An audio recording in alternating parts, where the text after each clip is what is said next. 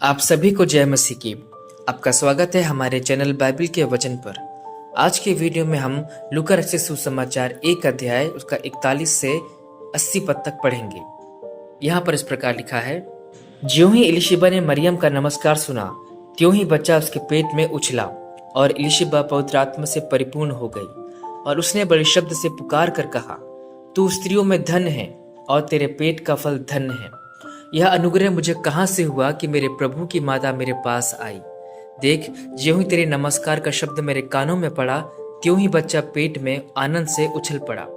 धन्यवाद जिसने विश्वास किया कि जो बातें प्रभु की ओर से उससे कही गई वे पूरी होंगी। तब मरियम ने कहा, मेरा प्राण प्रभु की बढ़ाई करता है और मेरी आत्मा मेरे उद्धार करने वाले परमेश्वर से आनंद हुई, क्योंकि उसने अपनी दासी की दीनता पर दृष्टि की है। इसीलिए देखो, अब से युग युग के लोग मुझे धन्य कहेंगे, क्योंकि उस शक्तिमान ने मेरे लिए बड़े बड़े काम किए हैं। उसका नाम पवित्र है और उसकी दया उन पर जो उससे डरते हैं पीढ़ी से पीढ़ी तक बनी रहती है। उसने अपना भुज बल दिखाया और जो अपने आप को बड़ा समझते थे उन्हें तितर बितर किया। उसने बलवानों को उनके सिंहासनों से गिरा दिया और दीनों को ऊंचा किया।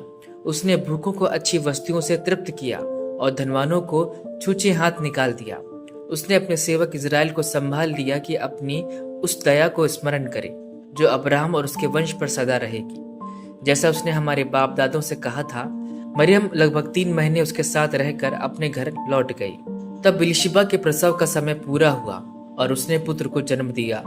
उसके पड़ोसियों और कुटुंबियों ने यह सुनकर कि प्रभु ने उस पर बड़ी दया की है, उसके साथ आनंद मनाया। और ऐसा हुआ कि 8वें दिन वे बालक का खतना करने आए और उसका नाम उसके पिता के नाम पर जाकरिया रखने लगे। इस पर उसकी माता ने उत्तर दिया, नहीं, वरन उसका नाम यूहन्ना रखा जाए। उन्होंने उससे कहा, तेरे कुटुंब में किसी का यह नाम नहीं। तब उन्होंने उसके पिता से संकेत करके पूछा कि तू उसका नाम क्या रखना चाहता है। उसने लिखने की पट्टी मंगा कर लिख दिया, उसका नाम यूहन्ना है, और सबों को आश्चर्य हुआ।